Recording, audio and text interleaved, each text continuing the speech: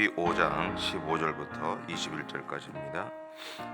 출애굽기 5장 15절부터 21절까지 제가 가지고 있는 성경으로는 88페이지에 있습니다.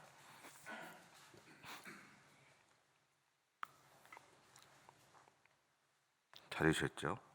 우리 함께 봉독하겠습니다.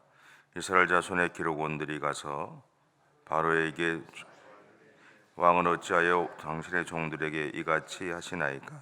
당신의 종들에게 짚을 주지 아니하고 그들이 우리에게 벽돌을 만들라 하나이다. 당신의 종들을 매질 맞아 싸우니 이는 당신의 백성의 죄니이다. 바로가 이르되 너희가 게으르다 게으르다. 그러므로 너희가 이르기를 우리가 가서 여호와께 제사를 드리자 하는도다. 이제 가서 일하라. 짚은 너희에게 주지 않을지라도 벽돌은 너희가 수량대로 바칠지니라. 기록하는 일을 맡은 이스라엘 자손들이 너희가 매일 만드는 벽돌을 조금도 감하지 못하리라 함을 듣고 화가 몸에 미친 줄 알고 그들이 바로를 떠나 나올 때에 모세와 아론이 길에 서 있는 것을 보고 그들에게 이르되 너희가 우리를 바로의 눈과 그의 신하의 눈에 미운 곳이 되게 하고 그들의 손에 칼을 주어 우리를 죽이게 하는도다. 여호와는 너희를 살피시고 판단하시기를 원하노라. 아멘. 오늘 말씀을 준비하면서 제 마음에 들었던 생각 중에 하나는 신앙이 아무리 좋아도 고난 앞에 무너지지 않는 사람은 없다는 겁니다. 그러나 우리는 일반적으로 신앙이 좋으면 거기에 맞게 흔들리지 않고 또 신앙의 삶을 살아갈 것이라고 그렇게 생각을 합니다. 저는 어릴 때부터 목사들로 자라다 보니까 이런 생각이 제 삶에서 많이 이렇게 세워져 있었던 것 같아요. 그래서 부산에서 있을 때도 나는 마음이 아픈데 교인들을 생각해서 나는 괜찮다고 하나님이 내 삶을 이끌어 가실 거라고 그렇게 말하고 있었던 것 같아요. 이 삶을 이렇게 돌아보니까 그런 것 같아요. 신앙이 좋으면 목사는 이런 상황에서도 흔들리지 말고 자기의 약함을 드러내지 말고 오히려 신앙이 좋은 것처럼 또 남들보다 더 신앙이 나은 것처럼 표현하고 살아야 된다라고 하는 생각들이 제 안에 자리를 잡고 있었던 것 같아요. 이것은 아마 대부분의 그리스도인들이 가지고 있는 생각이 아닐까라는 생각도 해보게 됩니다. 고린도전서 10장 13절은 이러한 우리의 생각의 힘을 더하는 말을 하죠. 제가 읽어볼게요.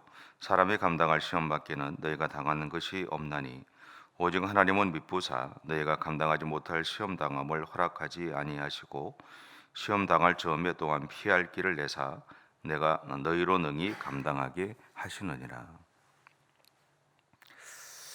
이 말씀처럼 우리는 오늘 우리에게 일어나는 일에 우리를 보호하시는 하나님의 일하심이 있다고 그렇게 믿습니다.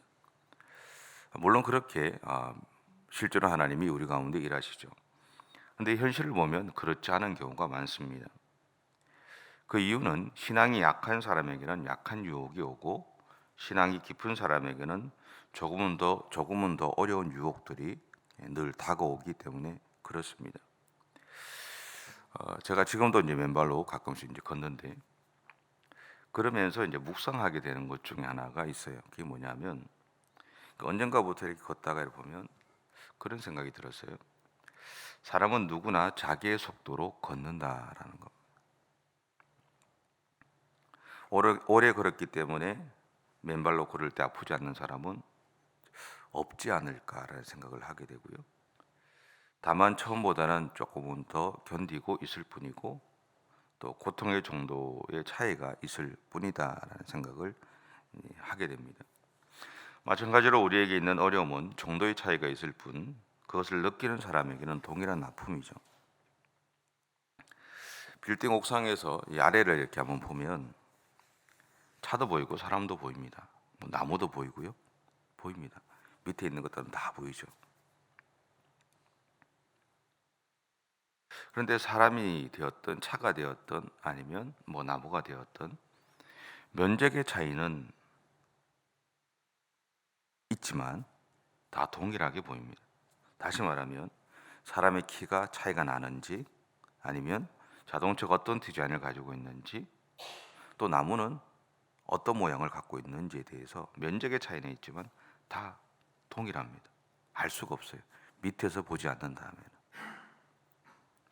하나님이 우리의 죄를 보실 때도 죄의 중함을 보시지 않죠. 하나님에게는 죄는 그냥 죄일 뿐이다라는 거죠. 어떤 사람은 중한 죄를 짓고 어떤 사람은 약한 죄를 지을 수도 있어요. 세상 법정에서는 그 죄의 중함에 따라서 어떤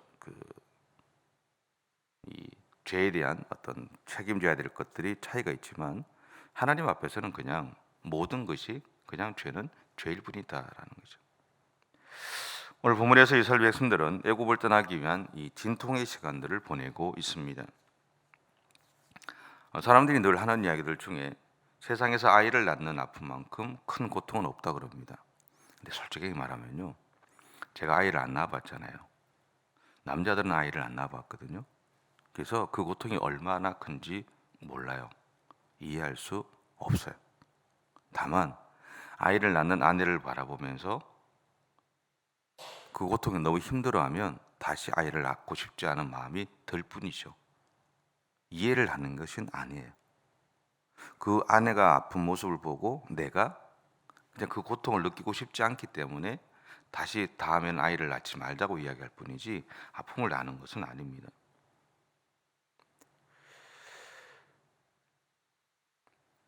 근데 실제로 출산의 아픔만큼 큰 고통은 없다고 이야기를 하죠. 그럼에도 사람들은 현재 자신이 겪는 아픔이 가장 크다고 느끼며 살아갑니다. 왜냐하면 그 시간을 지나면 우리의 뇌리 속에서 아픔이나 고통의 기억은 있지만 그 정도는 사라지기 때문에 그렇습니다. 그래서 여자분한테 물어보면, 저희 아내도 물어보면 그래요. 항상 하는 이야기가 처음에 아이를 낳았을 때 너무너무 아프다는 거죠. 다시 낳고 싶지 않대, 아이를 낳고 나면. 그런데 시간이 지나면 어느 정도 아픈지를 기억을 못 한대요. 맞는지는 잘 모르겠어요. 그래서 둘째 아이를 낳고 뭐 그렇게 된다 그러더라고요. 분명한 것은요, 고통의 시간 가운데 있는 사람은 그것을 이겨내기가 너무나 어렵다는 겁니다. 신앙이 좋으면 좋은 대로, 신앙이 약하면 약한 대로 어렵습니다. 그래서 우리는 신앙을 지키기 위해서 생명을 내걸었던 믿음의 선진들을 여전히 이야기하고 살아가는 것이죠. 왜냐하면 이것은 아픔을 이겨낸 의지의 문제이기 때문이고요. 아픔이나 고난도 어떻게 할 수 없었던 확신의 문제이고 용기이기 때문에 그렇습니다. 본문의 이스라엘 백성들은 고난 앞에서 무참히 약해져가는 자신들을 보면서 어쩌면 이러한 현실을 받아들일 수 없었을지도 모릅니다. 그들은 약해져가는 자신을 인정할 수 없었던 것일지도 모릅니다.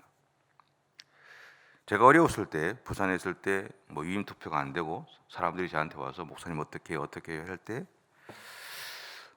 제가 그분들한테 나는 괜찮아요, 하나님이 내 삶을 이끌어 가실 겁니다 라고 이야기했던 것 또한 마찬가지죠. 내 약함을 내가 인정하고 싶지 않았던 거예요.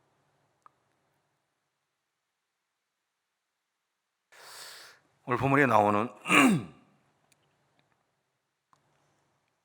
이스라엘 백성들은 그렇게 약해져가는 자신들을 인정할 수 없었어요.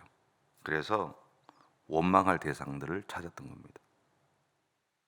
말씀을 준비하면서 그런 생각이 들었어요.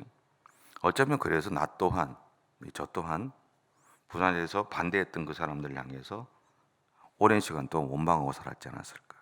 내 책임이 아니라 그들의 책임이고 그들의 잘못이고 그런 것이다라고. 오늘 본문 20절과 21절 한번 보시겠어요? 우리 같이 한번 다시 읽어볼게요. 20절과 21절 시작. 그들이 바로를 떠나 나올 때에 모세와 아론이 길에서 서 있는 것을 보고 그들에게 이르되, 너희가 우리를 바로의 눈과 그의 신하의 눈에 미운 것이 되게 하고 그들의 손에 칼을 주어 우리를 죽이게 하는도다. 여호와는 너희를 살피시고 판단하시기를 원하노라. 여러분들은 여러분의 인생을 살아가시면서 오늘 본문에 나오는 이스라엘 백성들처럼 원망할 대상을 찾는 일들을 이렇게 멈추셨으면 좋겠어요. 그냥 내 삶에서 내가 약해져 있다는 것을 인정하며 살아가셨으면 좋겠어요. 그리고 내 신앙이 흔들릴 수 있다는 것도 받아들일 수 있으셨으면 좋겠습니다. 그리고 또 하나는 그러한 나를 세상에서 고백할 수 있는 용기를 낼 수 있었으면 좋겠어요. 내가 괜찮지 않은데 우리는 괜찮다라고 이야기하고 살아가거든요. 내가 힘든데, 내가 아픈데 나는 아프지 않다고, 힘들지 않다라고 그렇게 말하고 살아가거든요. 그리고 무엇보다도 나를 도와주실 하나님을 신뢰하십시오. 그리고 그분 앞에 오늘도 여러분의 마음들을 내어놓고 도우심을 구하십시오. 내가 해결할 수 있는 문제도 있지만 때로는 내가 해결할 수 없는 문제 앞에 서서 살아가는 것이 우리들의 삶의 모습이거든요. 그때 우리를 도울 수 있는 분은 하나님밖에 없습니다. 오늘도 여러분이 하루를 살아가실 때 우리의 삶 가운데 어떤 일들이 일어날지 우리는 모릅니다. 그때 그 순간순간마다 하나님 나를 도와주십시오. 옛날에 우리 선배들, 우리 부모님 때들 그랬잖아요.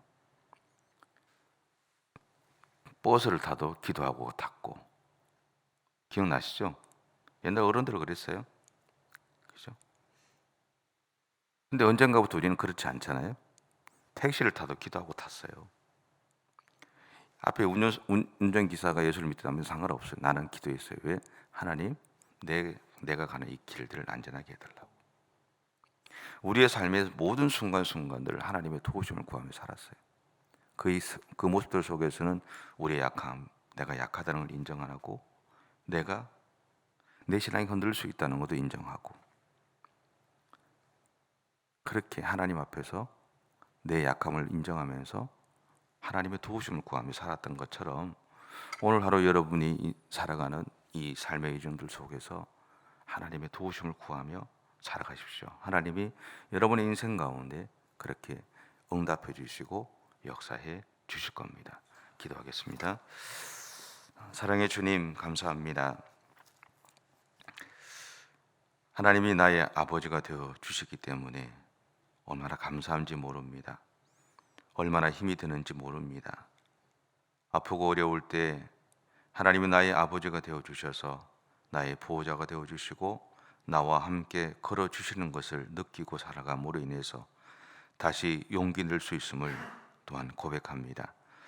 주님, 오늘도 우리에게 주어진 하루의 삶이 어떤 삶 가운데 어떤 일들이 일어날지 모르지만 분명한 것은 하나님은 오늘도 우리에게 구름 기둥과 불 기둥으로 함께 하시고 우리의 손을 잡고 우리의 삶의 의정 가운데 함께해 주실 것을 믿습니다. 그 하나님의 손을 붙잡고 오늘도 믿음으로 살아가는 우리 모든 성도들의 삶이 되게 하시고 이 걸음걸음들이 복되게 만들어 주시옵소서. 감사드리며 예수님의 이름으로 기도드립니다. 아멘. 하늘에 계신 우리 아버지, 아버지의 이름을 거룩하게 하시며 아버지의 나라가 오게 하시며 아버지의 뜻이 하늘에서와 같이 땅에서도 이루어지게 하소서. 오늘 우리에게 일용할 양식을 주시고 우리가 우리에게 잘못한 사람을 용서하여 준 것 같이 우리 죄를 용서하여 주시고 우리를 심에 빠지지 않게 하시고 악에서 구하소서. 나라와 권능과 영광이 영원히 아버지의 것입니다. 아멘.